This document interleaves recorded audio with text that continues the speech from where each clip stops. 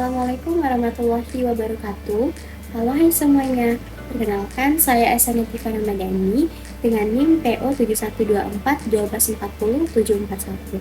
Di sini saya akan membuat video untuk memenuhi tugas UTS mata kuliah Fisika Kesehatan dengan dosen pengampu Ibu Yoza Findriani, SPD MSI. Baiklah, di sini saya akan menjelaskan beberapa poin penting dalam fisika, yaitu mengenai besaran, satuan, pengukuran, gelombang elektromagnetik, dan juga kita akan membahas radiasi dalam dunia medis. Let's get started. Nah teman-teman, yang pertama itu ada besaran dan satuan. Besaran ini adalah segala sesuatu yang dapat diukur dan memiliki nilai. Sedangkan satuan merupakan pembanding yang digunakan untuk besaran tersebut. Nah, besaran di sini terbagi menjadi dua, yaitu besaran pokok dan besaran turunan. Nah, besaran pokok ini merupakan besaran dasar dalam fisika yang sudah ditetapkan dan tidak diturunkan dari besaran lain atau sesuai dengan standar internasional. Nah, teman-teman, contoh dari besaran pokok itu seperti tabel di sini. Bisa kita lihat bersama-sama. Yang pertama ada panjang dengan satuan internasional itu meter dan lambang satuannya itu m. Nah, yang kedua ada massa, satuan internasionalnya itu kilogram dan lambang satuannya itu kg. Dan seterusnya ya teman-teman, bisa kita lihat di tabel sebelah sini. Selanjutnya ada besaran turunan, yaitu besaran yang diturunkan dari satu atau lebih besaran pokok. Besaran turunan ini meliputi luas, kecepatan, percepatan, gaya, tekanan, usaha, dan juga massa jenis. Untuk contohnya yaitu seperti kita mencari kecepatan atau lambang satuannya itu V, rumusnya V sama dengan M per S atau meter per sekon. Berikutnya ada ketepatan dan ketelitian dari hasil pengukuran, yaitu presisi dan akurasi. Akurasi atau ketepatan yaitu menunjukkan seberapa dekat hasil pengukuran dengan nilai sebenarnya.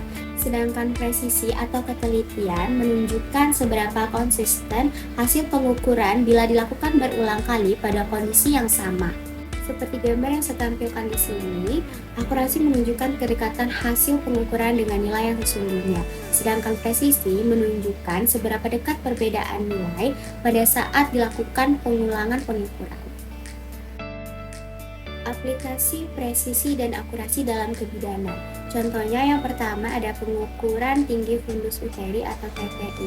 Akurasinya yaitu pengukuran TFU yang akurat penting untuk menilai pertumbuhan janin sesuai dengan usia kehamilan. Jika pengukuran tidak tepat, misalnya posisi meteran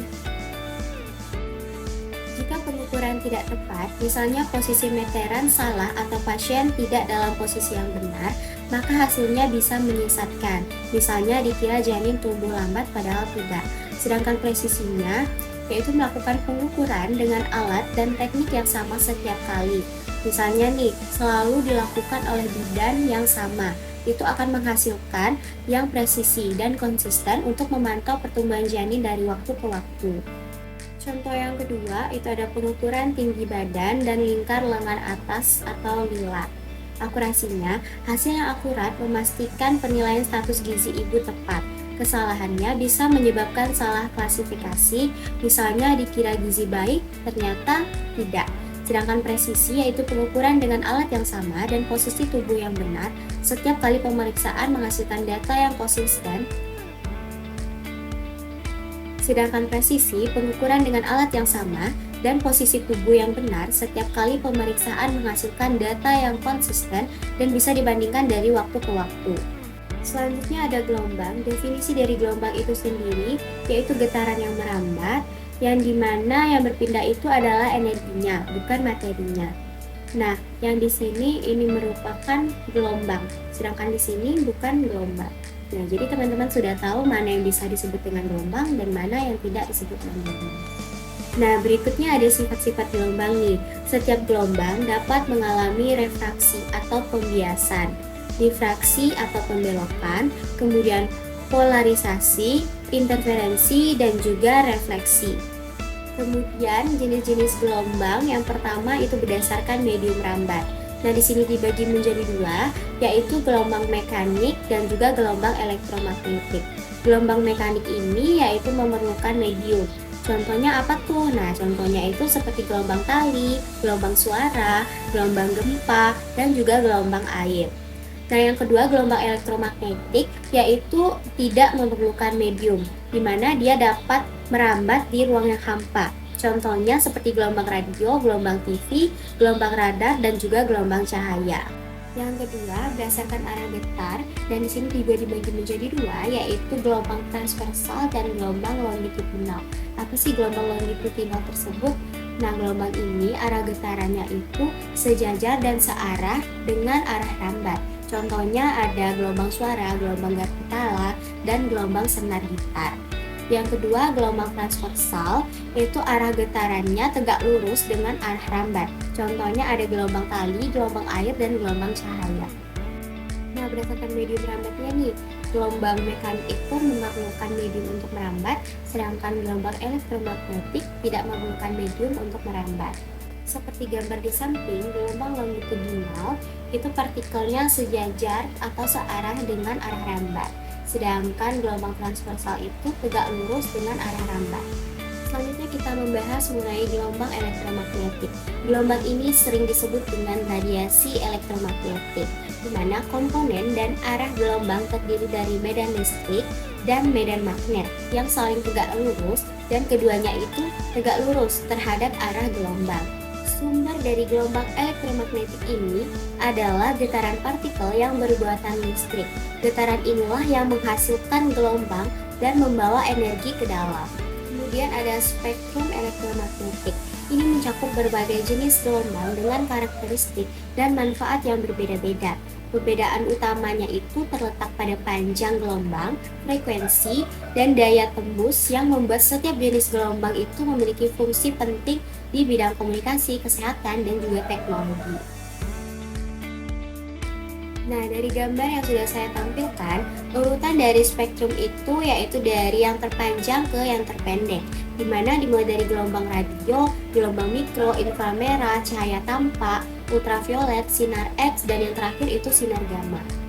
Pembahasan yang terakhir yaitu mengenai radiasi dalam dunia medis. Di sini aku mengambil contoh radioterapi LINAC.